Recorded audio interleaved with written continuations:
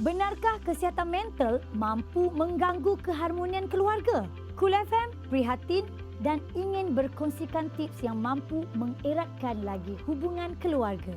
Jangan risau, kami di Cool FM akan membantu anda dengan webinar Cool. Tonton webinar Cool pada 22 September 2020 bersama dengan tetamu-tetamu hebat. Fauziah Latif, usahawan dan selebriti. Ibu Ros, ikon memperkasakan ibu bapa dan keluarga. Ustaz Herianto Rizal Rockman, penceramah bebas. Loheswari Arumugam, pakar psikologi klinikal. Klik follow di Facebook page Cool FM sekarang untuk menonton webinar Cool. Mudah dan pantas dan anda juga berpeluang untuk memenangi wang tunai daripada Cool FM. Eksklusif di Cool FM.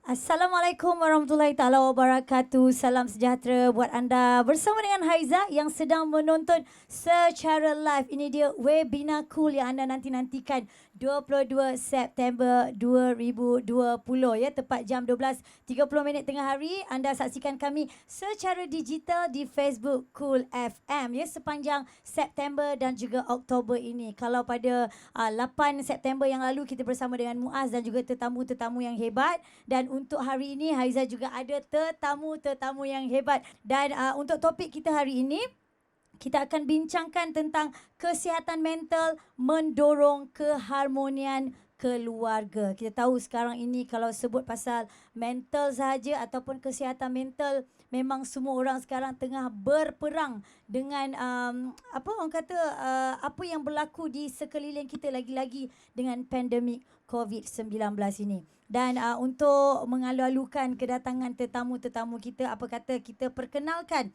di sebelah kiri saya yang cantik manis ini ya.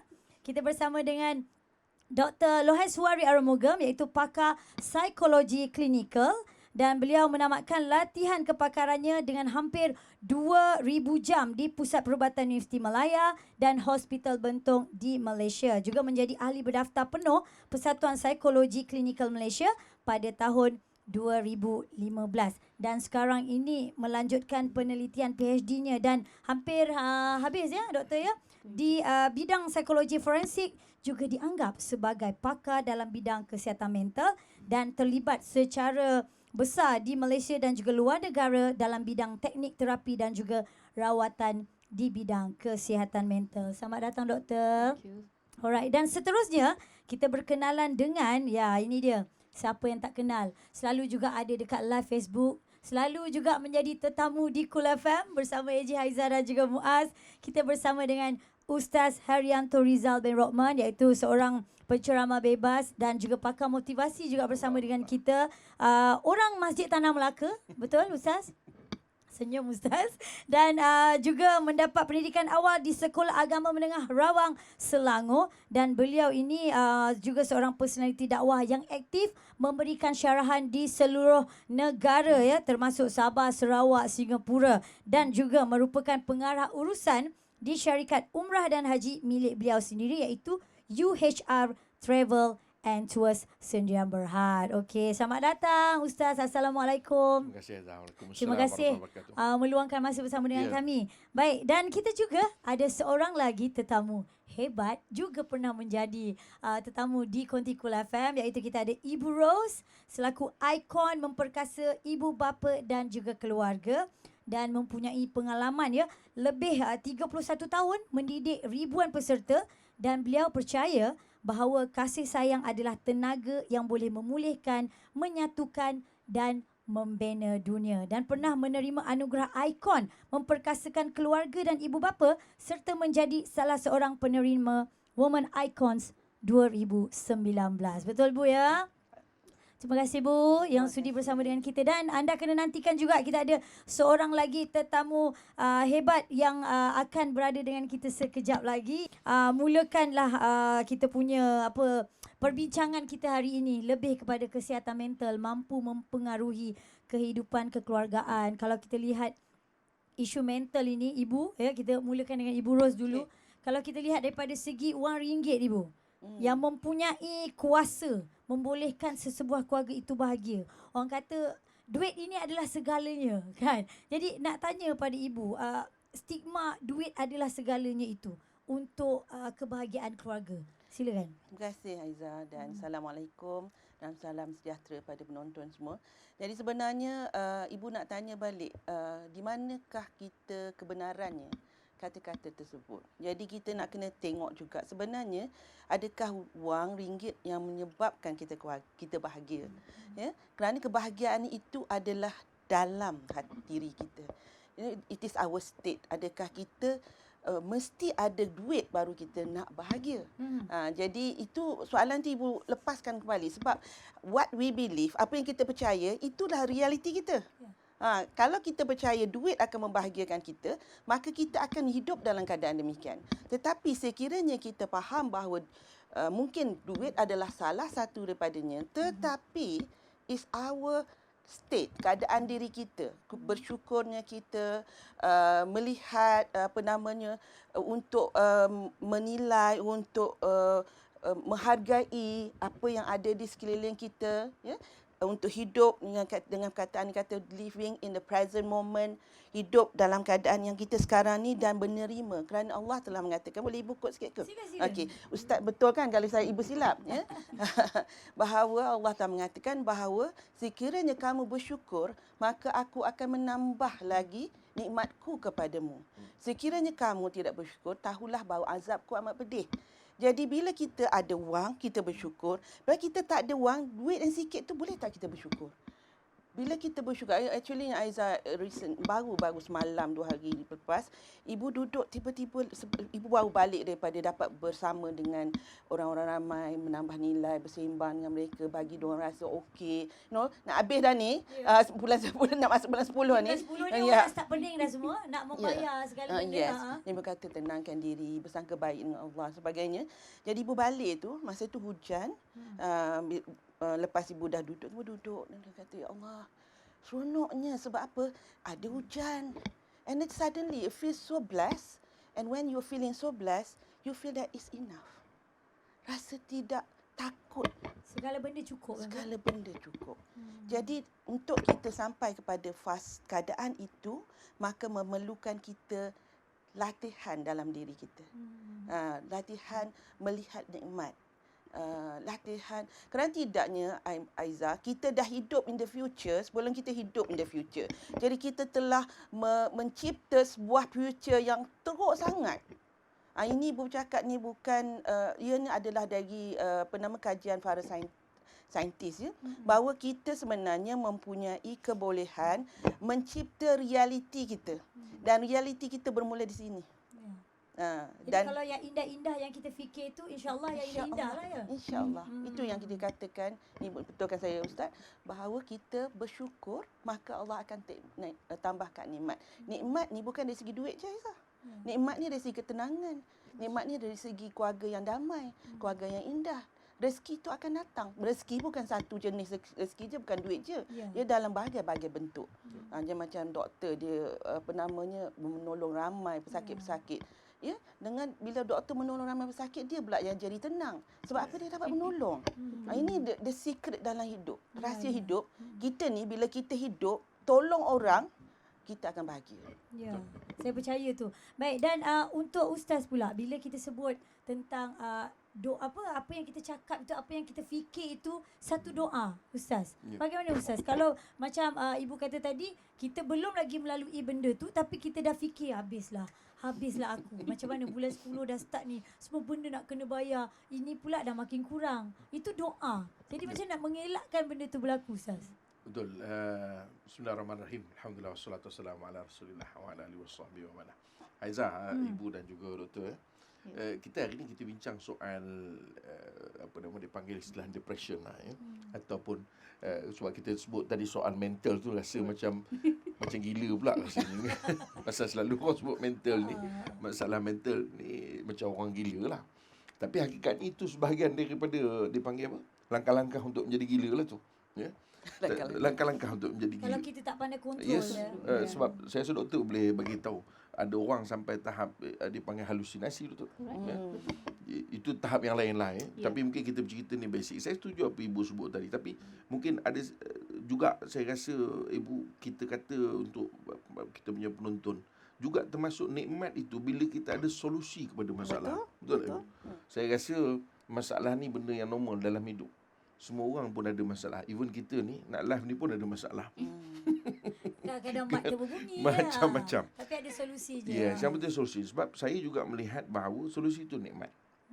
Itu satu nikmat yang besar. Kerana Allah Ta'ala juga sebut, Ibu, dalam kalau boleh saya ikutkan ayat yang biasa kita baca, wa may yattaqillaha yaj'al lahu makhraja. Allah bagi jalan keluar.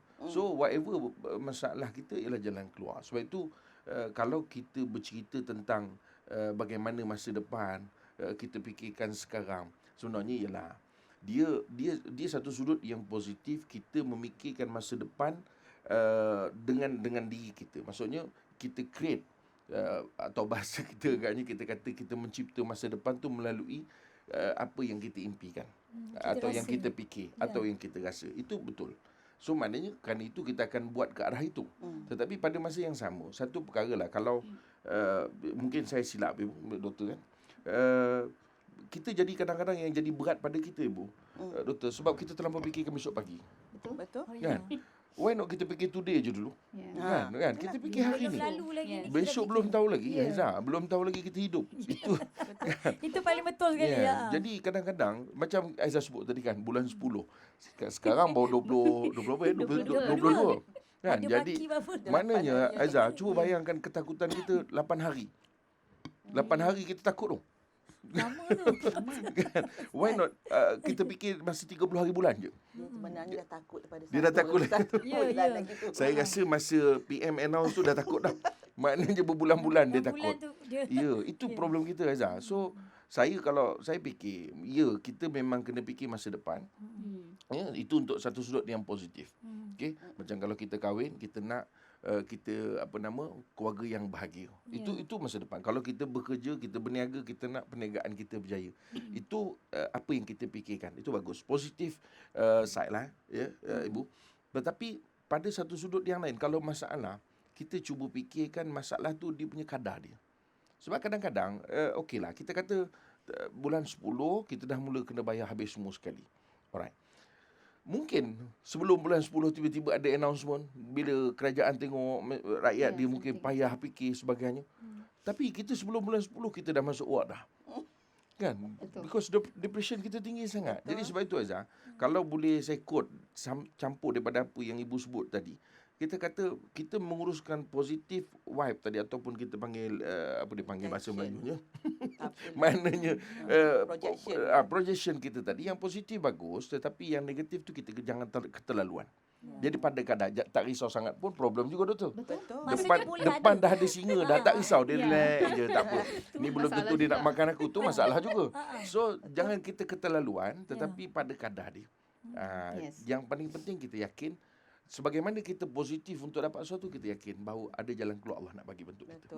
Itu dalam konteks itulah yang macam Ibu Ros cakap tadi. Saya percaya juga, itu juga, Doktor, kita selalu beritahu pada klien kan, bahawa ada jalan keluar. So itu yang paling penting. Dalam keadaan sekarang ini, Haiza, yang paling penting ialah kita nak yakinkan orang-orang yang bermasalah bahawa jalan keluar ada. Yang ada sekarang ni bukan kita tak berjaya, tapi kita belum jumpa.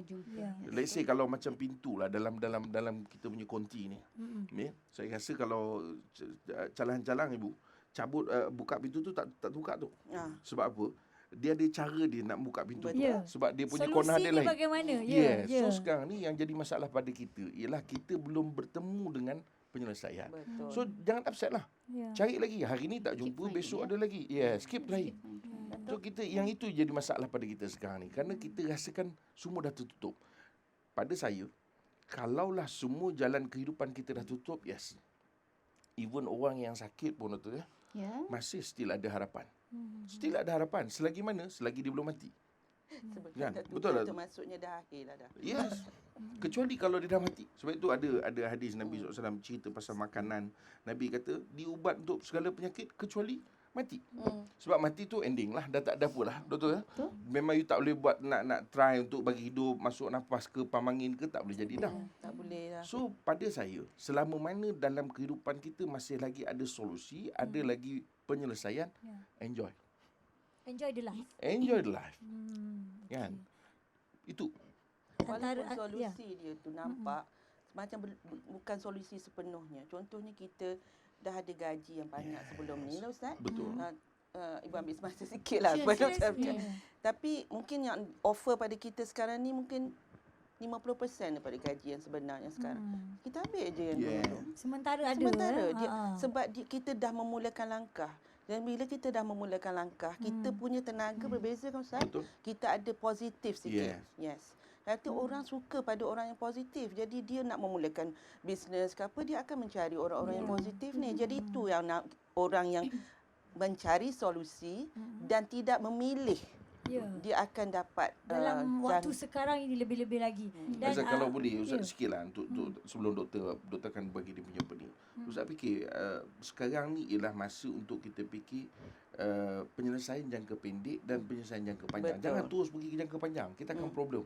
So kita pergi dulu jangka pendek apa? Untuk kita hidup seminggu ke depan. Dan kita fikir atau sebulan ke depan. Betul. Itu dulu. Kalau kita ada 3 kereta untuk bayar satu kereta dulu. Alright? Dan baru kita fikir untuk jangka panjang. Pada masa yang sama kita kena buat. Kerana begitu keadaan. Islam pun suruh kita begitu. Kalau kita tengok dalam Islam sendiri pun Nabi SAW tak mengajarkan kita untuk mikirkan sampai kita nak jadi satu kerajaan baru nak buat. Tak. Buat saja apa yang mampu. Buat kebaikan, dia tak mesti you nak kena pastikan you perfect. Itu tengok kalau dalam Islam lah, kalau kita konteks Islam kan, dia kata you tak mesti nak tunggu you perfect. You dalam keadaan you sekarang, you boleh buat tak kebaikan? So boleh buat kebaikan, so buat. Ya, baik, saya akan pergi ke Dr. Lohais pula sebagai seorang pakar psikiatri klinikal. Saya nak tanya juga, bila sebut tentang kesihatan mental Ustaz, Ibu, kesihatan mental ni kita tak boleh nak kategorikan dia adalah kesihatan mental problem, mental illness adalah penyakit yang ke arah cenderung macam Ustaz kata tadi adalah gila. Tapi untuk definisinya sendiri itu apa? Silakan. Okay, thank you very much. Salam sejahtera dan selamat tengah hari. So if you look into the definition kesihatan mental, apakah definisi dia? So bila seseorang tu didiagnose in terms of dia cakap diorang tu ada particular disorder, most of the time dia ada few criteria yang dia kena checklist. You kind of checklist. The person, for instance, kemurungan, the person must have macam in terms of perlu rasa sedih untuk for long period of time, jangka masa yang panjang, and then mungkin ada penurunan berat badan, menangis, kerap menangis dan sebagainya. So only then the person is being diagnosed as having kemurungan atau kebimbangan. Tapi if you look into generally, everyone will have some kind of ada low point mereka. So when you see about when we share pasal a bell curve, everyone akan ada bell curve dia, yang dia masih boleh tolerate, in terms of because we have to believe in ourselves in terms of kita semua orang ada masalah. Okay, semua orang ada masalah dan bila tengok bell curve tu, you can kind of see that kita masih we're trying to manage it. We're trying to manage and solve the problem in everyday life. But when a person reach one point, bila dia tak boleh tolerate, okay, that's when dia akan jatuh. Dia tak ada positive coping skill. Okay, only then the person will fall down and may go into a state of depression ataupun mungkin ada disorder ni. Tapi as a general, kesihatan mental ni is very important as how important seperti kesihatan fizikal. Okay, so I think we look into that kind of definition. So when a person having disorder, that's when it goes to disorder. Tapi it is very important untuk menjaga kesihatan mental kita secara umum. Ya, okey. Macam doktor kata tadi ada kayu pengukurnya. Macam mana kita nak tahu orang tu ke arah yang lebih teruk ataupun tidak kan, bila kita lihat sendiri daripada segi keyakinan diri dia. Okey, untuk doktor sendiri, ada tak statistik yang mengatakan bahawasanya dalam waktu COVID, dalam waktu pandemik 19 ini di Malaysia sahaja, bagaimanakah dia punya peratusan dia? Okay, generally I think masa COVID ni memang I would say memang increase. Okay, one example is like I myself, I'm a group in a group in terms of masalah kemurungan kebimbangan di Malaysia. Tapi when you see from the start until the end now, I think lebih kurang 4,000 new Pertambahan. new members in the group. And then if you look into the counselling requests dari saya itself during this pandemic, a lot of requests untuk even online counselling. Sebab terlalu ramai yang ada masalah kebimbangan, kemurungan semasa COVID-19. Okay, so I would say memang increase. Ya, okey, memang meningkat. bertambah. Sebab kita tahu ini bukan saja dialami di Malaysia, Betul. tetapi satu dunia. Baik, untuk anda, tadi kita dah bagi tahu yang sedang menonton kita di Facebook sekarang ini, nampak je kita ada soalan dari yang menonton. Namanya Iziatul Nurin. Terima kasih menonton kami dan soalannya, apa cara kita maafkan diri kita untuk kita buat nak capai matlamat dan rasa sempurna? Mungkin Ibu boleh jawab, Ibu? Terima kasih Izzatul, satu soalan yang sangat bagus kerana bila kita tidak memaafkan diri kita, kalau kita tak memaafkan orang pun, adalah ibarat kita makan racun dan mengharapkan orang itu mati. Doktor, betul kan? Yes. Apatah lagi kalau kita tak memaafkan diri kita, adalah ibarat kita makan racun dan kita akan membawa kepada diri kita yang mati. Yang mati di sini tak semestinya mati di kapan dan mati maksudnya kita punya jiwa tu. Jadi pertamanya adalah untuk kita, itulah Ibu selalu cakap perkara ini, yang ubah sikitlah cara cakap dia supaya mungkin boleh masuk. Pertamanya kan, ramai orang bila dia rasa takut, dia menidakkan rasa takut tu. Jadi when you menidakkan rasa takut tu lagi kuat. Betul. Dia macam budak, kalau dia buat nakal, kita tak bagi attention kat dia, dia akan buat lagi. Akan double lagi. Dapatkan Sampailah dia, kita marah dia, barulah dia akan, dah dapat attention dah. So, dengan kita understand, bila kita rasa takut, kita menerima kita rasa takut. Benda itu real bagi kita takut tu. Now, the next one is, kita kualitikan kat sini. Kalau aku takut, apa yang aku takut? Kalau aku tak maafkan diriku, apa yang aku tak maafkan diriku? Jadi, kalau selama ini cara berfikir kita itu membawa kita ke sini, tetapi kita nak ke sana, kita fikir juga cara ini 10 kali, kita bawa sini juga. Ya, Kita akan sampai sini juga. Jadi apa kata ubah cara berfikir?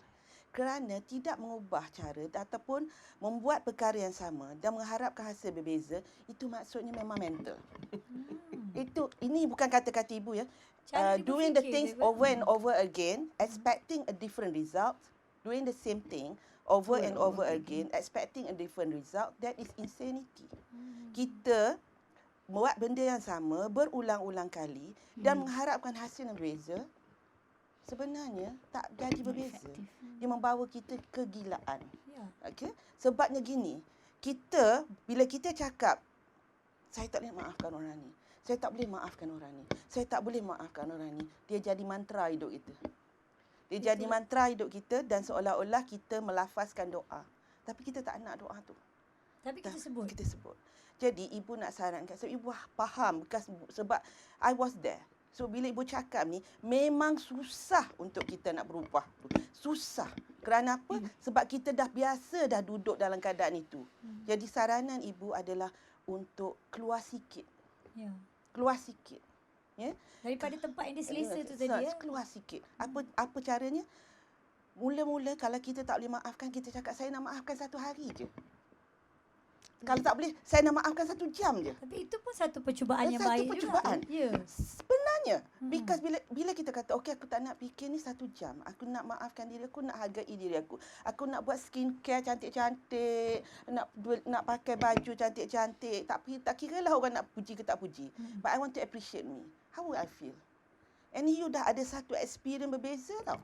Bila you dah ada satu experience berbeza, you kata apa kata 2 jam? Apa kata 3 jam? Ditambah lagi ya. Lepas tu, tiba-tiba ada orang kutuk pula. Balik kat situ.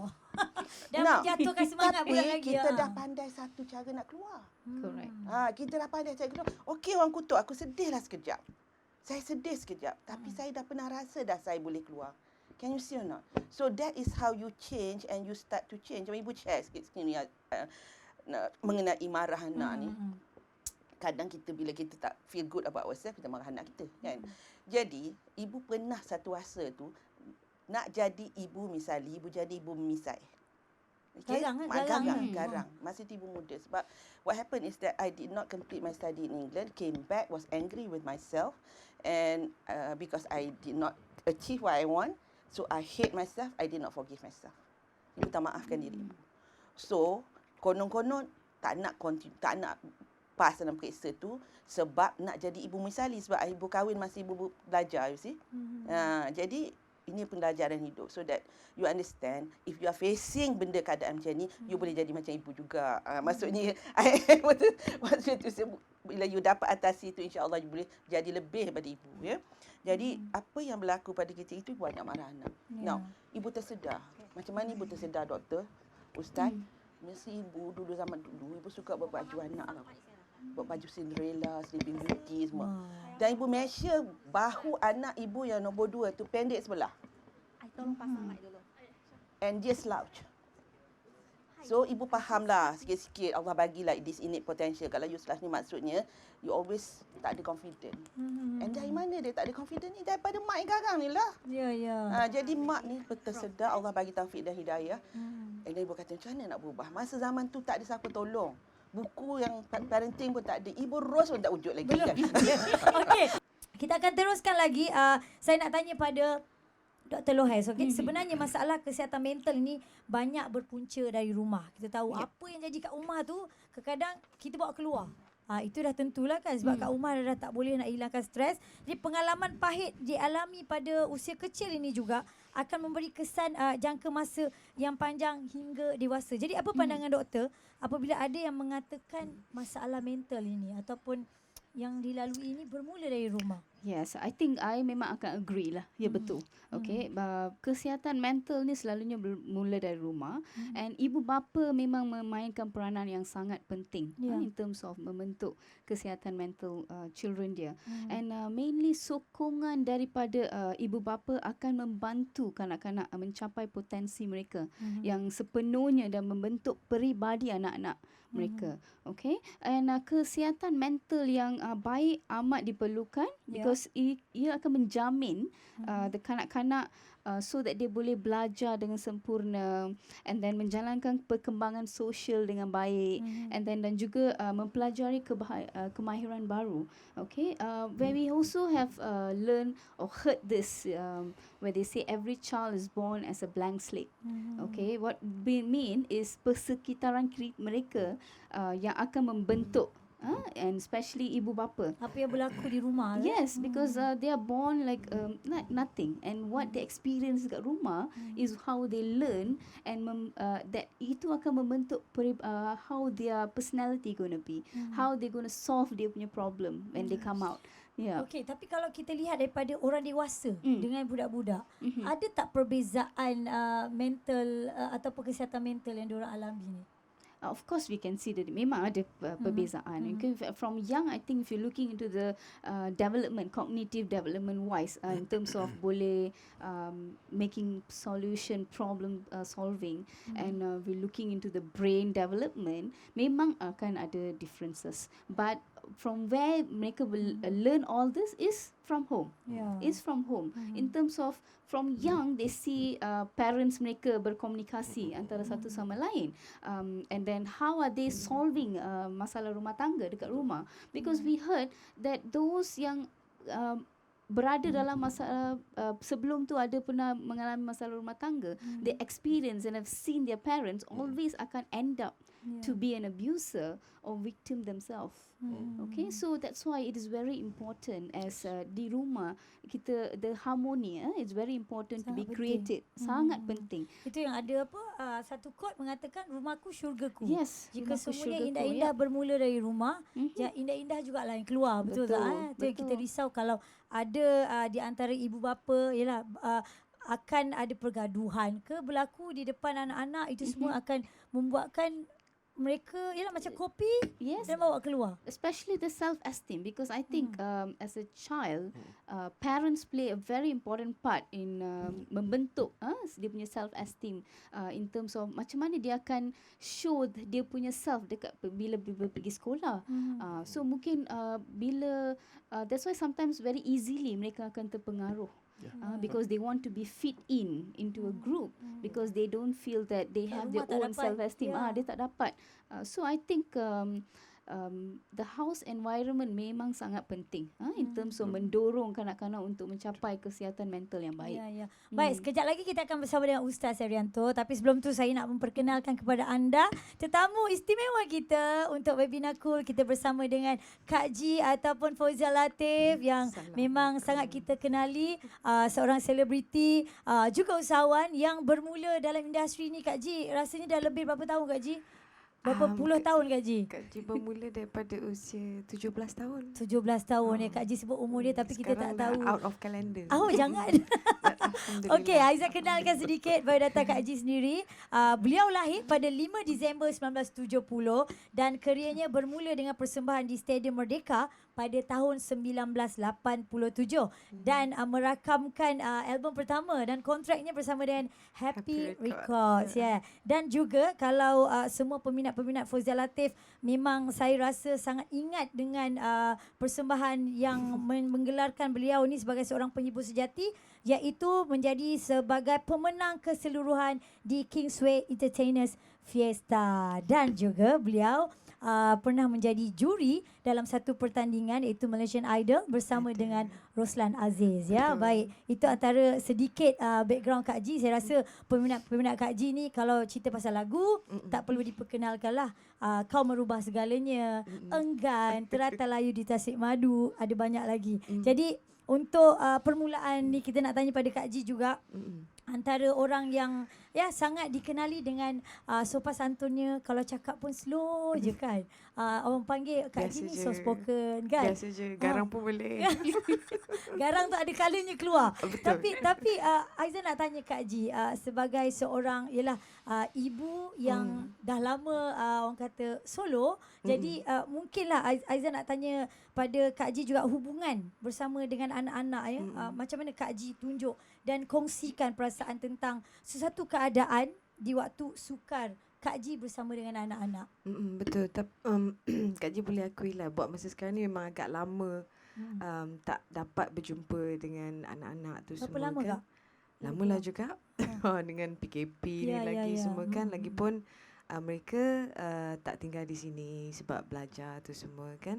Jadi kita faham lah. Tapi daripada segi pengalaman Kak Ji dulu, masa dia kecil ke apa, kalau masalah ke apa, mungkin macam children tu dia tidak dapat meluahkan secara terperinci macam mana. So hanya sebagai kita bagaimana untuk memahami mereka dan macam mana kita deliver the energy. Mungkin tidak melalui percakapan yang orang kata secara direct, tapi secara perbuatan. Perbuatan, the touching, the hugging, just secara reverse psychology, secara bagaimana untuk menenangkan mereka. Begitu juga dengan Kak Ji, kalau kita reverse back, so sesuatu yang orang kata kadang-kadang benda-benda ni ada, bila sesuatu berlaku tu kadang-kadang ada ajaib, ada miracle yang boleh terjadi antara sama ada ibu ataupun anak-anak, sesuatu yang kita tidak dapat bayangkan. Contohlah ada sesuatu saat tu macam kalau Kak Ji sedih, mereka tidak dapat bercerita tapi mereka dapat merasakan. Apa yang ibu mereka rasa. Ya, masa tu kecil lagi. So they just come to me and then they just hold my hand. They just hold my hand. Lepas tu dia cuba pandang, dia tepuk macam ni. Dia tepuk macam so kita sama-sama tengok TV. Masa tu sebab kita nak Kak Ji nak menceriakan mereka juga, nak tidurkan mereka. So dalam masa yang sama, lepas tu so I have kita tengah down orang kata down. Lepas tu secara tak langsung lah air mata tu keluar disebabkan keadaan itu. Jadi kita pun macam ini Allah punya kuasa kan. Kita pun terkejut. Dalam pada yang sama juga saya pun terfikir macam ini kejadian-kejadian sebegini tu untuk reverse psychology kepada anak-anak, walaupun tanpa cara kita bercakap ke, kita tegur ke, kenapa Dengan macam ni macam tu, dengan sentuhan kasih sayang. Pada saya itu adalah sesuatu yang boleh kita capai hati anak-anak dari segi perbuatan. Itu yang kita pula belajar daripada anak-anak. Sebab mereka punya mereka ada perasaan kan. Biasa kalau macam anak-anak buat sesuatu kesalahan, contoh, lepas tu kadang kalau kita ibu bapa penat balik rumah kerja, lepas tu kita marah ada katakanlah gelas tak angkat ke apa, ataupun ada Pecah tumpah ke, sikit, ada jatuh, setengah ya. tu dia bising kan. Tapi kita tak faham apa yang mereka buat sebelum itu. Kerana sebab tu pada saya cuba memahami situasi seperti itu, dan kita kena ambil kira selain daripada kenapa buat ni, dah banyak kali dah cakap ni macam ni, jangan buat macam ni kan. So bila kadang kita selalu bising pun, dia akan buat lagi, buat lagi. So benda tu akan psychologically tu dia akan dia dah macam habit ni. Macam habit. So bila kita selalu marah pun, so dia dah immune dengan keadaan itu. Jadi dia pun dah macam tak kisahlah. So kalau kita lihat daripada segi ialah anak-anak, bila dia dah membesar Kak Ji, lepas tu Kak Ji pun dengan keadaannya masih sendiri, adakah anak-anak juga akan tanya, kalau macam dulu dengan sentuhan, tapi adakah anak akan tanya, ibu okey ke, macam mana Kak Ji? Dalam keadaan ini, Kak Ji rasa sebagai ibu, Kak Ji personally kita banyak kena berkorban memahami perasaan mereka lebih. Perasaan kita, supaya sebab kita dah lalui zaman itu. So saya cuba fahami keadaan itu, dan pada saya biar kita mengalah. Biar saya mengalah, sebab kita faham, sebab kalau secara kekerasan untuk menerima sesuatu nasihat yang tidak dapat mereka terima, dan kita nak push pun pada saya agak susah sikit. So cuba memahami, time akan dia akan membesar, dia akan slowly memahami keadaan itu. Dalam masa yang sama juga kita akan cuba beri perhatian yang sebaik mungkin lah. Maksudnya ke jalan yang betul. Baik, saya akan teruskan dengan Ustaz Herianto. Kalau kita lihat ibu bapa yang terlalu tertekan di tempat kerja, jadi kalau perlu atau tidak, saya nak tanya pada Ustaz, adakah perlu atau tidak ibu bapa ni share dekat anak dia tentang masalah dia? Dia sebenarnya Haizat, tadi Kak Ji dah bagi juga dia punya base untuk kita faham. Betul tu apa Kak Ji sebut tu. Sebab anak-anak ni dia, sebab itu kalau saya boleh quote sikit lah, dalam Islam Nabi pesan supaya anak-anak ni dia punya communication dengan dia ialah kasih sayang. Itu memang asas dia. Ya, macam Kak Ji kata sentuhan. Yes, Kak Ji sebut tadi tu memang correct, betul. Betul. Dia dengan anak-anak ni, dia punya communication base dia kasih sayang. Luar daripada itu dia tak akan pergi dalam bentuk macam doktor sebut tadi, pembinaan mental, jiwa dia sebagainya. Itu memang kalau kita quote dalam Islam sendirilah Kak Ji. So sebab apa? Lagi satu, anak-anak ni dia belum cukup ada kekuatan. Dia belum cukup ada kekuatan untuk dia punya apa kita panggil, kalau immune lah tadi sebut tu kan, immune tu. Dia nak menangkis. Sebab itu doktor sebut tadi, saya setuju. Bila dia tertekan, dia affected, dia akan mudah untuk okeylah, kalau family aku tak okey, aku cari orang lain lah. That's why dia mudah untuk cari pada orang lain. Pasal dia kata mak tak nak dengar, mak ada problem, ayah tak nak dengar, ayah ada masalah. Anak So ada problem ni. dia okeylah, cari Aizah lah. So dia nak share dengan orang lain. Dia akan cari. Kalau dia jumpa the correct person, okey, alhamdulillah. Tapi yang dijumpa ni, kalau orang yang salah, okeylah, you ambil ni lah, you makan ni lah, mula-mula Panadol lah, whatever, jadi hancur. Ini sebab itu kita kata anak-anak ni secara asas kita kena faham konsepnya, memang itulah kasih sayang. Tetapi kita tak nafi, macam Kak Ji sebut tadi, dia memang ada, dia panggil apa, dia panggil dia punya hubungan yang apa ni ibu, dia panggil istilahnya yang langsung sebenarnya anak-anak dengan ibu bapa Secara ni. terus ya. Dia tak boleh cakap.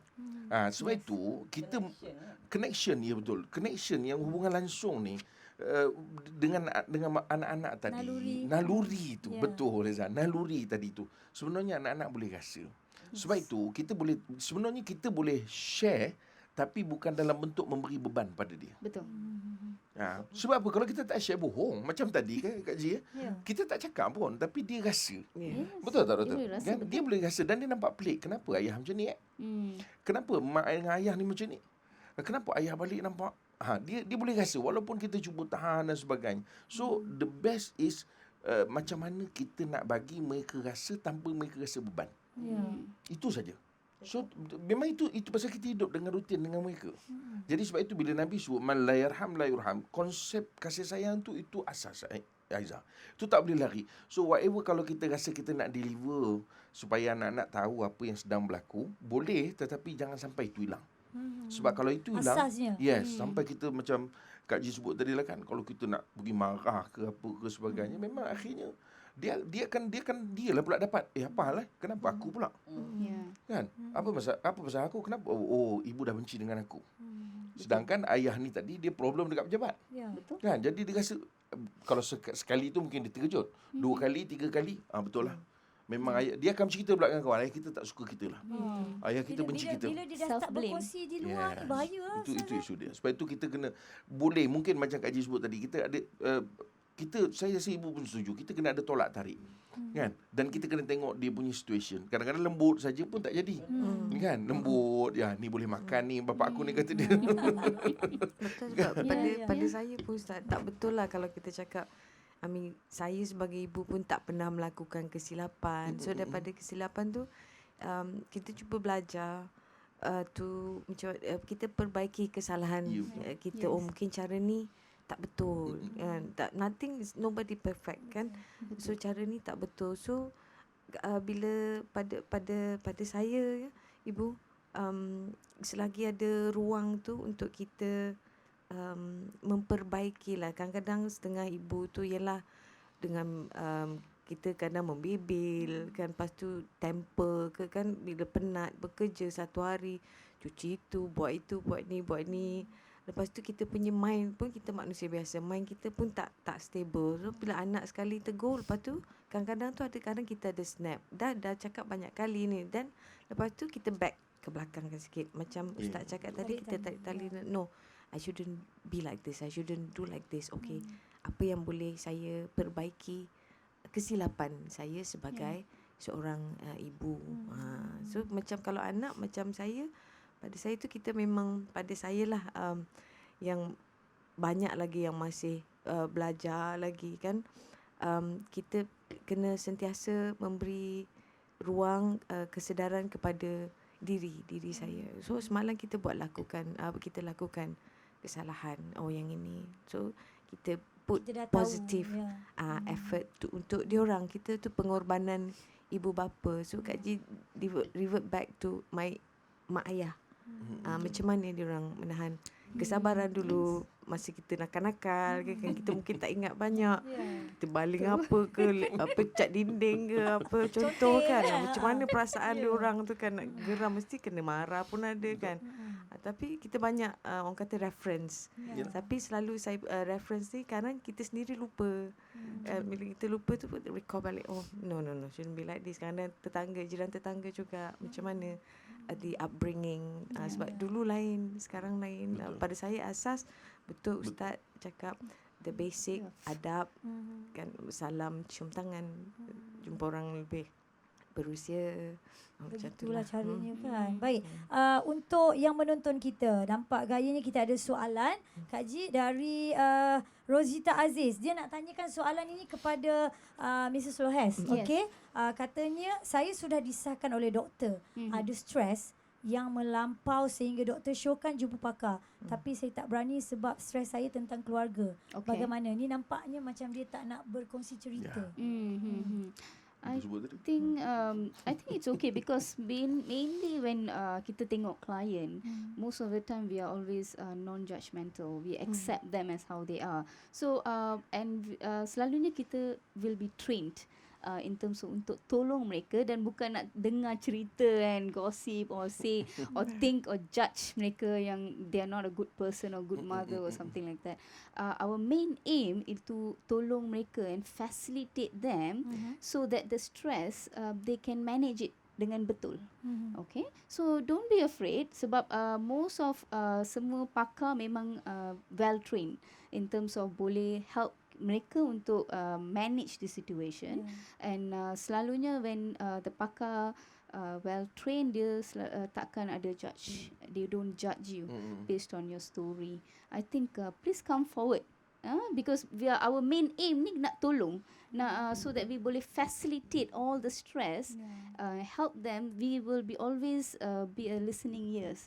Dan kita jangan risau sebab Betul. apa yang dikongsi itu adalah menjadi Private. rahsia. Yes, it's always selalunya private and confidential. Yeah. Selalunya private and confidential. So please come forward and berjumpa dengan kita so that kita boleh tolong untuk mendapatkan better mental health. Ya, saya rasa Ya. Rosita Aziz boleh terus jumpa dengan doktor Boleh, sebab telah yes. disahkan dan ada setengah orang Kak Ji kan ibu ustaz yang bila sebut ada kisah dengan keluarga je diorang Ya. takkan nak share dengan orang luar. Itu yang menyebabkan diorang lagi ke belakang dan Betul. duduk di tempat yang sama tanpa mencari penyelesaian. bersuara, Ya. yes. Jadi untuk Ibu Aiza nak tanya ya, okey. setengah orang walau dalam keadaan yang tidak baik dalam family ni sebenarnya ada masalah.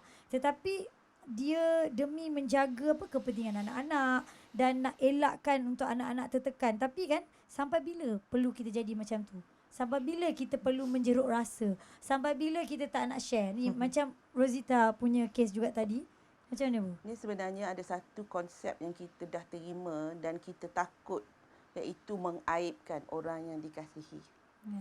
Jadi itu yang takut nak jumpa pakar kerana terpaksa bercerita mengenai keburukan seseorang yang kita sepatutnya tak boleh cerita pada orang lain. Now, this satu yang kita kena ambil dan pegang. Pertama, bila kita bercakap dengan seorang yang boleh menolong kita, in this case is pakar, seperti yang dicakap oleh doktor tadi, mereka mempunyai code of conduct. Code of conduct ni maksudnya mereka tak boleh cerita pun pasal Correct. apa yang kita dah share. Yeah. Sebab ibu sendiri adalah a coach. Ya. Jadi memang bila orang tu datang pada ibu tak cerita pun apa yang berlaku. Lepas keluar daripada bilik ibu tu, nobody knows what is happening. Yeah, Ya. betul. So itu sangat penting. Kenapa tidak boleh menjeruk rasa?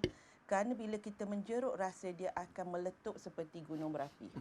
Jadi dia akan, itu ibu selalu ingat, bukannya tahan marah, kendalikan emosi. Betul. Jadi bila keadaan itu berlaku, dia rasa benda tu tertekan, maka adalah tanggungjawab kita, ini tanggungjawab ibu cakap tanggungjawab tau, sebab itu diri kita. Ya. Mencari orang yang kita boleh bercakap dan menyelesaikan, seperti yang Ustaz kata, cari solusi. Walaupun sikit Azhar, walaupun sikit, sebab dia akan snowball. Betul. Ya. Benda tu mungkin kita nampak sikit, contohnya ini bagi contoh lah dia. Dibuli perkataan oleh orang yang sepatutnya kita sangat kita kasihi. Tak kira lah ibu bapa ataupun sebab penderaan ni dia bukan dari segi fizikal je. Ya. Mental, Dia emosi, pukul betul bantai tak? ada Ya. mental ya. Jadi bila berlaku keadaan itu, kita perlu bagaimana mempunyai sistem pertahanan kita. Jadi kita kena mencari orang yang boleh kita bercerita dengan selamat, bukan kawan kita. Bukan Kawan Facebook. tapi itulah. Bukan kawan kita. Okey, tapi bila kita fikir balik Kak Ji, semualah panel kita, kenapa ramai orang dia menjurus untuk meluahkan di laman sosial tapi tidak kepada orang. Laman sosial tak bercerita pada orang. Tapi laman sosial tu dia ada pakar juga. Ya. Dia Pakar-pakar ciptaan Dia tu pakar macam mana? ciptaan. Okey. But if provided the right person in the right platform lah. Ya, betul. Kadang-kadang kalau tak dapat advice yang salah. Betul. Sebab media sosial is the dalam kata Inggeris, the invisible world. Ya. Correct. World yang tak nampak. Perkataan yang bertanya tu pun kita tak tahu soal dia betul punya account ke tak wujud betul. atau Fake tidak. account You ke masuk apa account ke. dia tengok apa benda tak tahu. So sometimes kita don't know. Jadi that's why dia berani bertanya. Tetapi dia bertanya itu memang ikhlas kalau dia bertanya sebab dia tak tahu nak pergi mana dah. Betul. Nak pergi mana? Kan? Dia nak cakap nak cari doktor pun dia tak pernah tahu sebenarnya ada pertolongan macam Dia ni. pun tak mencari Dia tak dan mencari. dia tak tambah ilmu ya. Dan dia bercakap dengan kawan dia. Kawan dia kata pergi cerita kat media sosial. Akan lega rasa. Luahan. Yes. Ya. And kita sebagai orang yang menerima tu kita kena faham itu adalah cara dan solusi yang dia nampak sekarang. Jadi kalau orang-orang yang nampak macam tu, why don't kita ke depan yang cakap kat dia, hubungi dia, di sini tempat untuk pergi cakap dengan selamat supaya kamu dapat pertolongan. If we can do that, then insyaAllah. Okey, kita Cuma akan Aizah, sambung. sikit Ya, kalau apa yang ibu sebut tadi, saya rasa kita punya masyarakat perlu dipandu. Macam tadi ibu cakap, dia nak cari siapa dia tak tahu. So netizen lah. Kan netizen tu dia unit-unit sendiri. Ya. Kan dia ada Dia ada PM sendiri, dia dia ada ada jabatan semua. Dia ada banyak. jabatan sendiri. Ya. Cuma saya nak sebut satu je lah. Memang agama ajarkan kita fasalu ahla dzikri in kuntum la ta'lamun. Cari yang ahli dia. Doktor ahli dia. Maknanya agama sebut ni kaji Makna dalam Quran sebut, so you ada masalah, you jumpa Dr. Lois. Ya. Even Dr. Lois bukan Muslim ke, tak ada masalah. Itu bukan isu dia. Dia pakar. Dia dalam bidang ni. Kan? So jangan pergi cari jabatan kajian kajian dalam lah, geografi lah. Tapi nak tanya pasal dan benda dekat yang netizen tadi tu ya. tak ada kena. Jadi dia akan rosak. Itu yang just nak tambah lah apa yang ibu sebut tadi. Baik, saya nak baca ada satu soalan. Ini di Facebook, namanya Stones dari Brunei. Dari Brunei, orang Brunai. Dia kata, bagaimana cara untuk menyenangkan diri? Kadang-kadang ada rasa diri negatif. Adakah ini perubahan faktor umur? Jadi Aizah nak tanya pada Kak Ji. Mungkin Kak Ji boleh jawab. Sebab kalau kita tengok Kak Ji, luahan di laman sosial dan segalanya. Kalau kita lihat setengah orang ni segala benda dia nak tulis. Kan? Tapi macam Kak Ji ni dia selalunya yang positif-positif saja. Tapi sebelum Kak Ji nak jawab tu, Aizah nak mungkin Kak Ji boleh tolong sama-sama jawab soalan daripada Stones ini. Bagaimana cara nak menyenangkan diri daripada berfikir negatif atau sebenarnya kita ni faktor usia? Minta maaf Ibu, Ustaz, Dok, pada Kak Ji lah ya, kita sebagai manusia, apapun masalah yang kita lalui, kita banyak kena diambil kira untuk kita belajar balik apa yang semalam yang kita lakukan. Dan sentiasa kita harus, dalam keadaan itu, kita harus paksakan diri kita untuk ke arah yang positif. Walaupun yang energi yang negatif ni sangat kuat. Walaupun dalam keadaan apa saja. Sebab at the end of the day, puncanya semua tu sama ada apa-apa saja masalah di dunia ni daripada kita sendiri. Daripada kita sendiri before kita pointed to other people. Kan? Of course kita manusia, kita akan selalu memberontak sama ada dari mental lah, di pemikiran kita kan. So daripada situ kita akan build energy yang negatif. And that because of mungkin kerana surrounding kita, lepas tu hati kita pun kita kena kuatkan lagi. So bila kita yang ini kita goyang sikit, kita kasih kuatkan lagi kan. It doesn't matter walau siapa-siapa sajalah pada saya. I mean saya sendiri pun banyak juga masalah. Kadang-kadang kita stres. So ada kalanya perasaan tu memang tidak dapat nak diluahkan. Terlalu, kalaulah katakan contoh kalau terlalu berat Ibu, kita macam sampai pemikiran tu dia tak tahu apa nak fikir dah. Tapi itu yang akan jadi punca depression, kemurungan. Ada anxiety juga lah. Betul. Jadi kemurungan. Lepas tu kita nak minta tolong ni, bantuan. Siapa yang boleh bantu kita. So yang energi yang pertama pada saya, hati kita sendirilah. So kita kena paksa. Sebab dalam kepala saya tak ada pilihan, kita ada Allah. So kita back to root kita. So untuk kita istighfar banyak-banyak kan. So daripada situ pelan-pelan kita kena terima benda tu yang negatif tu, change the energy to positif. Sebab kalau macam kita minta nasihat pada kawan-kawan terdekat ke ataupun keluarga terdekat ke, kalau kita dalam ni kita degil, benda Nasihat tu pun takkan tak tak guna jadi lah. juga. Kita hanya mendengar, Ya. dengar masuk sini keluar sini.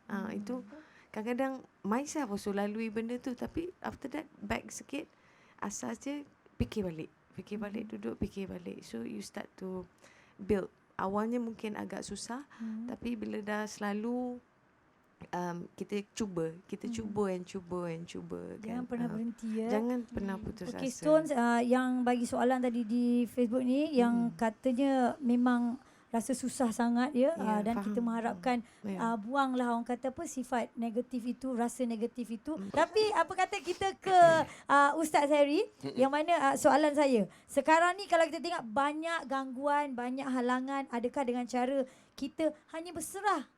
Ku berserah. Ustaz, adakah dengan cara begitu merupakan jalan yang betul? Dan di Facebook ini kita tanya sekali dari Hairuniza Tamin. Dia kata, apakah ayat-ayat Quran yang boleh kita amalkan Ustaz untuk elak stres dan juga tekanan hidup ini Ustaz? Silakan. Berserah dan apakah ayat Quran yang boleh kita amalkan? Okey, saya sukalah my side. Doktor dia as a doktor kan. Saya my side lah. Saya suka sebut begini, Kak Ji Ibu. Kita sebagai manusia lah, dan kita seorang Muslim. Kalau dia seorang Muslim, kita kena faham bahawa dalam hidup kita ni ada dua perkara yang menentukan. Satu, usaha kita. Satu lagi yang luar pada usaha kita. Kalau kita sebagai orang Islam, kita yakin ketentuan Allah Ta'ala. Itu tak boleh lari. Ya.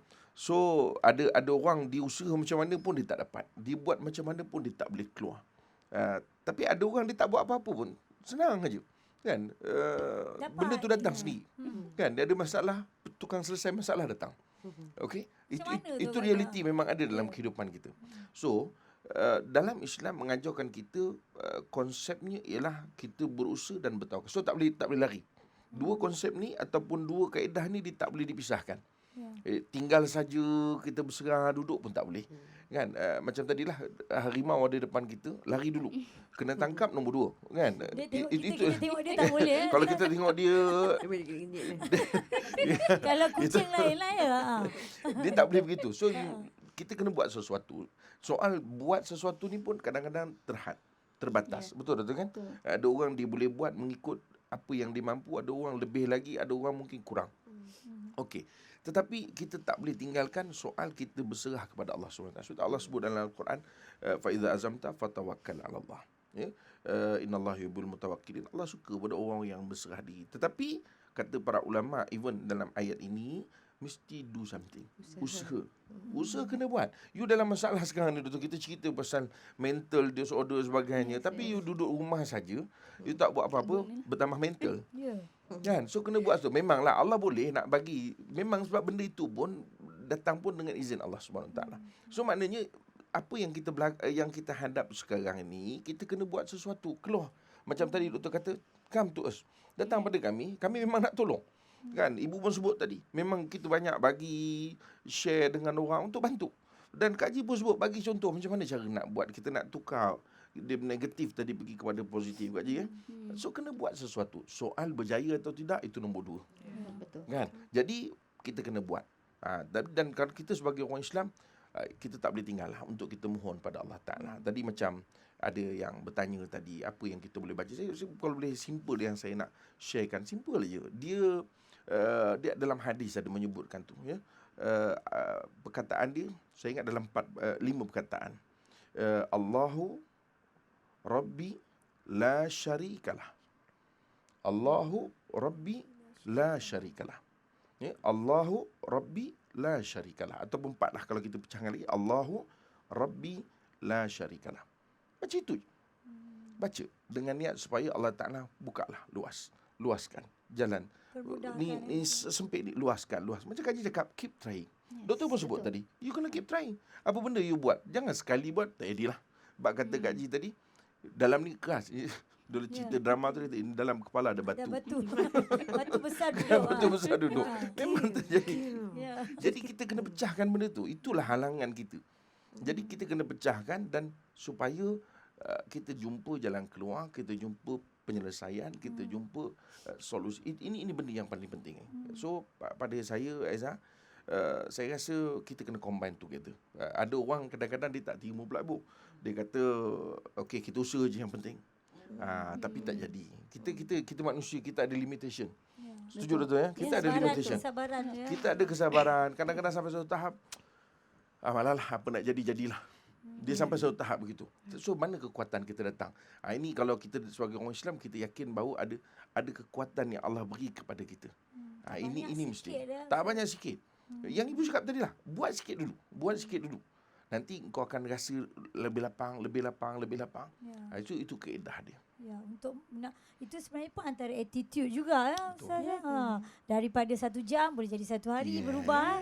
Ibu okey, Aizah nak tanya pada doktor sebagai seorang psikiatri kan. Kita nak tanya juga kadang-kadang psikiatri ada di antara tak ibu bapa atau pasien yang jumpa mengatakan yang dia perlukan anak-anak untuk memberikan orang kata kasih sayang pada dia. Macam mana ada tak yang mengadu macam anak-anak saya tak ambil peduli pasal saya. Bagaimana saya nak buat anak saya tanya pada saya, macam Aizah cakap tanya pada Kak Haji tadi. Pada kita nak buat macam anak-anak cuba tanya, mak okey ke tak? Ni kau buat tak tahu je.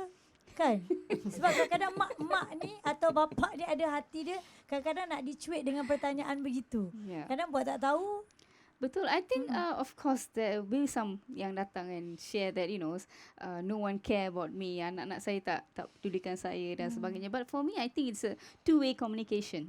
Okay, two-way communication. Bila you are discussing something openly dengan your child, so your child will come back to you and notice that as well. So when you are emotionally more intelligent in terms of we talk here about kecerdasan emosi, okay. So bila you ajar your child that kesedaran emosi sangat penting, so mereka pun tahu mengesan atau dia tahu that okay, mom and dad are emosi dia lain, so something is going on. Okay, so for me, I think it have to be a two-way thing. You can't expect bila you tak share, you can't expect your child to come to you and tanya. Sebab bila mungkin experience also, bila dia datang to you and dia tanya, tapi if you were to say macam biarkan saya, kenapa you nak tanya, saya ada masalah lain, you pergi buat your homework and all that, of course they are not going to come back again. Tapi bila you ada macam you start sharing and then you say that okay mom, hari ini saya memang ada beberapa problem ke macam challenges instead of problem, use it as a word as challenges that I had to face at workplace, cabaran, bukan masalah, tukar benda tu kepada cabaran, because siapa yang tak ada cabaran, every day is a cabaran. Okay, and then when you share that macam ni yang berlaku, tapi what is the good thing that you learn, that walaupun yang mana pun mak rasa walaupun tu cabaran, tapi saya rasa saya boleh mengatasinya, and then terima kasih kerana come back to me and tanya if mom is okay. So when you do this kind of very healthy communication, the child will also have that or practice that, and then dia pun akan rasa mungkin hari ni saya pun ada cabaran, and then masa ni mungkin saya nak pergi dengan to share with mommy. Okay, so that perbualan ni akan juga mendorong kepada kesihatan mental yang positif, even for the child. I think when you should start, I think as early as 2, the moment child can start interacting, kan dia tahu kan, dia orang dah boleh mengenal emotion, because baby I think from start dia dah boleh feel how the mom feel. So I think it's very important. I think two-way communication is the way, and then be open to the child. So of course dia pun akan datang and tanya. Seronok bila kita jadikan ibu bapa sebagai kawan kan. Kita nak terus kepada Ibu Ros, soalan kita ni. Boleh tak kita terangkan ataupun ibu terangkan, adakah penting untuk ibu bapa ni, saya nak sambung kesinambungan daripada doktor tadi, kita jadikan anak sebagai kawan, layan anak sebagai kawan, dan anak dengan kita pun nak share apa-apa pun tak jadi takut. Macam ni Ibu? Betul. Sebenarnya the word yang ibu selalu guna adalah layanlah anak itu sebagai manusia yang dikasihi. Manusia yang dikasihi. Maksudnya kita respect dia. Yes. Sebab macam kita ambil apa yang doktor cakap tadi. Anak pada usia 3 tahun, 2 tahun mungkin tak reti nak cakap. Tak reti nak faham. Mak dia sakit ke apa. Tapi bukan tak reti nak faham, tak reti nak macam mana nak tolong.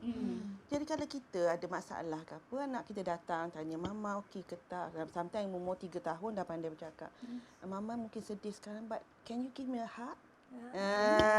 Kan? Sejuk hati ibu. Can you give me a hug? Dia kata, okey hug. Ibu selalu dengan anak-anak ibu macam tu, dengan cucu-cucu ibu pun.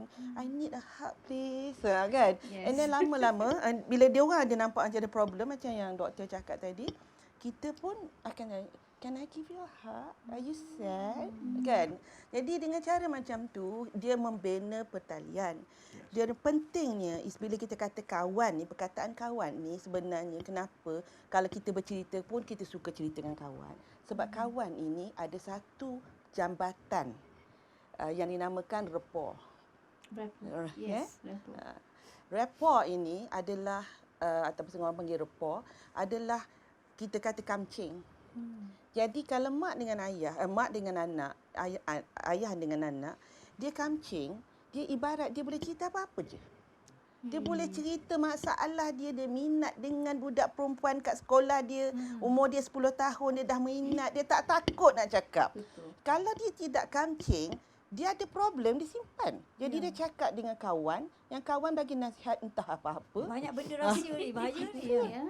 Tetapi bila pertalian itu sangat rapat, itu yang kita kata kawan tu, sahabat, apa lagi, yang sangat akrab, dia akan bercerita apa sahaja masalah. Sampaikan bila dia dah bekerja, G panggil G ni. Ibu nak cerita ni, tadi tak nak sebut-sebut, nak sebut-sebut sangat. Ibu sangat meminati. G daripada dulu lagi. So, apa nak cakap kan? Jadi yang pentingnya bila ada pertalian yang rapat itu, anak tu akan senang bercakap. Automatik Haiza. That is why dari kecil tu, seperti mana yang doktor cakap, ustaz cakap, Ji cakap tadi, kita ni sebenarnya anak ni nak rapat dengan dia, kasih sayang. Betul. Kasih sayang. Bahasa kasih sayangnya ada 5, Aiza. Okey, apa dia body language? Jadi mungkin nanti nak tanya soalan, kau dengar baik-baik. Mengikut Ya. Dr. Larry Chapman, bukan ibu punya ni, Larry Chapman. Dr. Larry Chapman mengatakan ada 5 love languages. Ada buku dia. Pertama adalah kasih sayang ditunjukkan melalui pemberian gift. Gift, ya. Kedua, gift ni tak perlu mahal pun. Benda simple-simple. Balik daripada kerja bawa pensel, bagi anak seronok kan. Yang kedua adalah act of service. Act of service ni buatkan benda. Kalau suami sayang kat isteri, angkutkan sampah, buang, itu. Sidarkan kain, masakkan untuk isteri. Contoh. Ibu Hin. Sayang suami macam tu. Buatkan kopi. Okey. Yang ketiga adalah physical touch. That is why macam Ji kata tadi, pegang. That is cara anak dia nak cakap, I'm concerned about you and I love you. Physical touch. Yang seterusnya adalah quality time. Maksud quality time ni bukannya quality time kita duduk macam ibu duduk dengan ustaz, tapi kita main WhatsApp, kita berwhatsapp dengan kawan. Tak pandang. Itu quality time dengan WhatsApp. Ya. Jadi macam Aizah cakap tadi, yes, bila anak tu bertanya soalan, kalau anak tu rendah kita turun ke bawah, mata bertentam mata. That is quality time. Yes. Sometimes it's just 5 minutes pun. Sometimes 2 minutes or 3 minutes. Dan yang last sekali adalah quality time, word of affirmation. Kata-kata baik, kata-kata indah, kata-kata semangat. Jadi dengan cara itu, balik pada soalan yang Aizah tanya, yes, kita perlu menjalinkan pertalian yang rapat dengan anak-anak kita because we are the leader. Correct. When we are the leader, anak akan ikut. Kita ni ada masalah, kita handle masalah macam mana, anak akan belajar. Dia akan belajar melalui unconscious mind dia, ataupun some people say subconscious mind dia. Mereka dari kecil ni yang kita kata what you learn and what you talk at the dinner table adalah akan masuk je kepada anak. Kalau kita mencerca, mengkeji, mengkomplain, Penuh kata dengan mengkomplain, negatif, mengenai kerja kita dan mengenai keadaan yang hidup sekarang ni, keadaan cabaran ni, itulah yang anak faham. Jadi sangat-sangat penting. Dia masuk topik lain lah pula Aizah kan. Jadi yes, kamcing itu Memang sangat perlu perlu kita jadikan anak-anak sebagai sahabat kita. Dan saya nak teruskan soalan kepada Kak Ji. Okey, silakan. Minum dulu. Yang lain boleh minum. Tekak dah kering ni. Hampir 1 jam setengah kita secara live di Facebook Cool FM ya. Tak sangka Ibu macam borak-borak gitu. Oh, dah nak habis dah. Okey. Baik, saya nak tanya pada Kak Ji. Okey.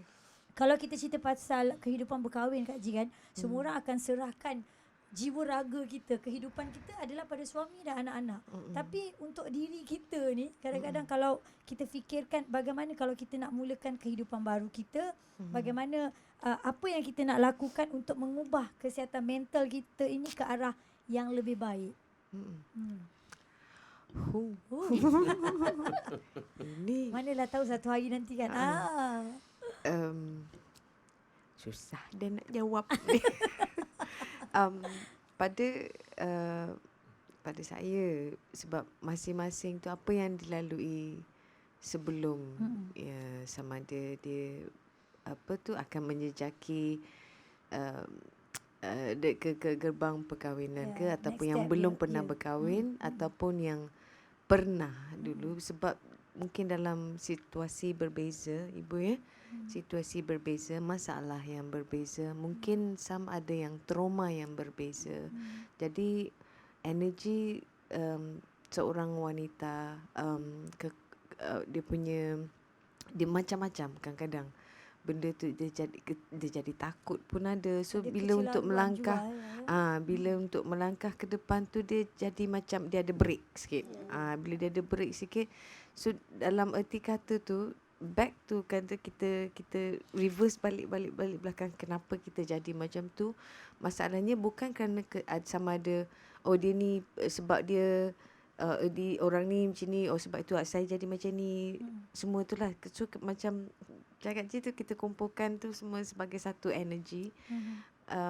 Memang saya sendiri akui ibu, memang agak susah untuk kita untuk ke depan sikit. Perasaan psikologi kita tu kita jadi macam goyang, jadi takut. Kita hanya very alert, macam kita tunggu orang ni buat kesalahan. Macam ni dia ni. Dia kalau macam ada sesuatu yang kita tak selesa, tidak suka, so kita terus halang, terus block. Itu saya rasa generally mungkin bukan saya saja mempunyai masalah seperti itu, mungkin yang lain tu pun. Jadi benda tu menjadikan kita sebagai satu kelemahan dan ataupun jadi kekuatan. Kekuatan tu maksudnya sama ada dia akan lebih jadi agresif sikit, disebabkan energi yang diterima tu sama ada dia jadi defensif ataupun dia jadi garang sedikit, dia jadi kuat sikit. Itu yang Kak Ji mempelajari lagi macam mana untuk nak handle situasi seperti ini. Sebab alasannya masalah ni bukan untuk setakat situ saja. Sebab yang mungkin yang pernah merasai alam perkahwinan sebelum ini, sebab kita akan cuba memikirkan yang bukan untuk setahun dua ni, untuk yang jangka masa yang akan datang. Tapi pada saya, minta maaf ibu, ustaz kalau saya salah, sekarang ni macam energi tu kita kena buat untuk diri kita dulu. Kita kena perlu perbaiki ataupun terima diri kita dulu, memaafkan diri kita dulu. Sebab benda-benda ni psychologically memang susah. Kita mudah bercakap, macam Kak Ji bercakap pun senang, tapi bila nanti balik rumah kan fikir balik, nanti benda tu tidak semudah. Tapi kalau kita fikir tidak semudah, benda tu akan jadi tidak semudah. Dia akan jadi apa yang kita fikir. Betul. So pada saya cuba memberi peluang kepada diri kita dulu. Memaafkan diri kita, memberi peluang kepada kita, menggembirakan diri kita, back to punca pada diri kita lah. Okey, sikit je bagaimana macam Kak Ji, kehidupan Kak Ji sendiri. So bagaimana Kak Ji nak balancekan apa orang kata kesihatan mental, fizikal Kak Ji tu, kekuatan tu dari mana? Semua rasanya semua di minda kita. I mean, Kak Ji sendiri pun honestly speaking kita banyak kelemahan sebab banyak benda yang kita nak kena fikirkan. Kalau nak buat semua dalam serentak tu memang tak termampu oleh minda dengan badan. But then again bila kita cakap macam tu, benda tu akan jadi macam tu lah. So back to macam Kak Ji cakap tadi, semalam kita rasa macam ni, so apa kelemahan kita perlu Kak Ji perlu perbaiki lagi untuk besok pula something new, kita tak tahu, pengalaman yang baru. Macam hari ni alhamdulillah Kak Ji beruntung dapat rasa bersini syukur sebab kita dapat menerima banyak nasihat. Ni semua pada diri kita sendiri, kepada pendengar, pada penonton tu semua kan. So banyak contoh-contoh. Baik, okey, kita akan teruskan. Ada soalan, ini saya kira soalan yang terakhir ya dari penonton kita di Facebook. Namanya Rina Jeffrey ya. Kawan saya disahkan depression oleh doktor. Tapi depression disebabkan perkahwinan yang tidak bahagia. Sampaikan menceraikan isteri. Akhirnya sekarang dah tak mampu buat apa setelah lafaz itu dijatuhkan. Bagaimana untuk kita ni sebagai rakan ya, untuk membantu pesakit supaya tidak terus-menerus menyalahkan diri dan diselubungi penyelesaian akibat perbuatan tersebut. Jadi boleh minta kupaskan. Okey, jadi mungkin doktor silakan. Okay, I think here friends selalunya come in as a social support. Okay, and when we look into a person, bila dia ada a particular disorder, we akan look into their biopsychosocial factor. Okay, biological of course it's the hormone imbalances and all these things, and usually medication akan di-prescribe. Okay, dan disahkan dia akan bagi medication, and then when you're looking into psychological is the person itself, dia punya self-esteem, and then dia punya experience, macam mana dia bentuk dia punya belief dan sebagainya. Okay, and then bila datang social ni, we realize that social tu siapa? Is the family and friends. When a person have lack of social support, selalunya dia akan berlawan secara sendiri. Everything they have to go through on their own. Rasa keseorangan. And it's very tiring. Already have a lot of issue going on. And you tak ada support yang bagus. Memang sangat-sangat penat you rasa. So as a friend, if you're really a very good support, you build them and be with them and help them to restructure balik. Because kadang-kadang bila person yang ada rasa kemurungan ni, dia punya symptoms itself is dia akan selalu bersendirian. Dia akan rasa macam sedih all the time. Ini adalah symptoms yang menunjukkan the person ada kemurungan. So as a friend, so you have to make sure you are there to pull them out. Because a person who have depression ni, it's not easy untuk mereka datang ke depan, and they have to understand yang ni adalah symptom, bukan mereka. Kalau dia tak ada depression, dia tak nak buat macam tu. So as a friend, as a support, good support, it is very important for you to walk with them. Not necessarily you bagi advice, not necessarily you say change your life, but it is okay to go with them as throughout the journey. Okay, what they can do, perhaps go activity together. We know that exercise is equally work as equal as medication sometimes. It's very good. In fact, everyone should encourage and go into exercise as well. And then maybe you boleh walk in the park together, and then sometimes you can even attend the therapy together. You can go with your friend, because I would encourage. Sometimes they bring their pet, an animal kesayangan mereka, because that is very therapeutic as well. Okay, so as a friend, I think this is very important. Give them encouragement, empower them, and be beside them. Be actively listening to them. Another mendengar secara aktif, bukan you dengar tapi you macam you buat tak tahu, tapi actively, yes, actively you are there.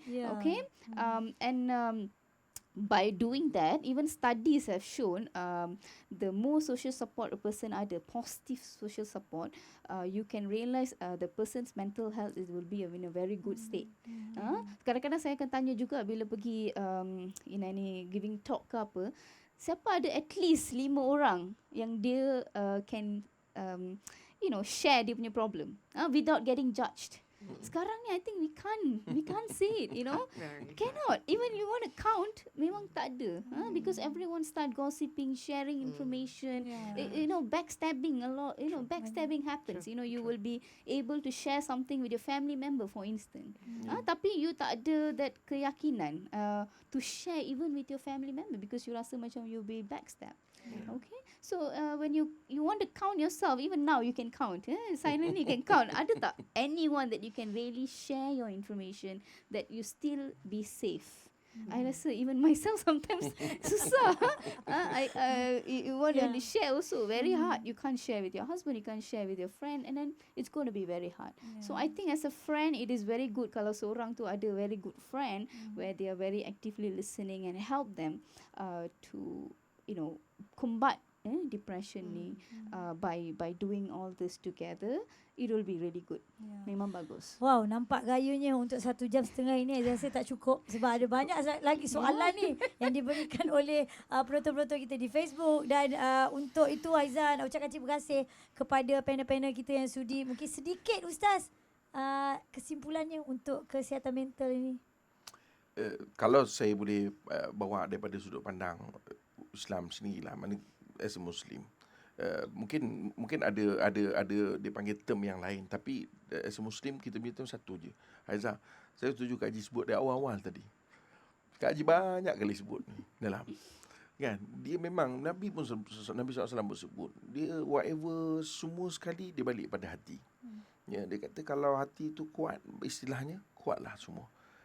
Kalau hati tu lemah, betul hati lemah semua. So Nabi SAW nak gambarkan hati tu sebenarnya is king lah. Hati tu king. Jadi dalam keadaan ini sebenarnya kita kena cari sebenarnya energi tadi. Kalau Kak Ji banyak kali sebut, saya dengar tadi, dia kena fokuskan pada hati dia.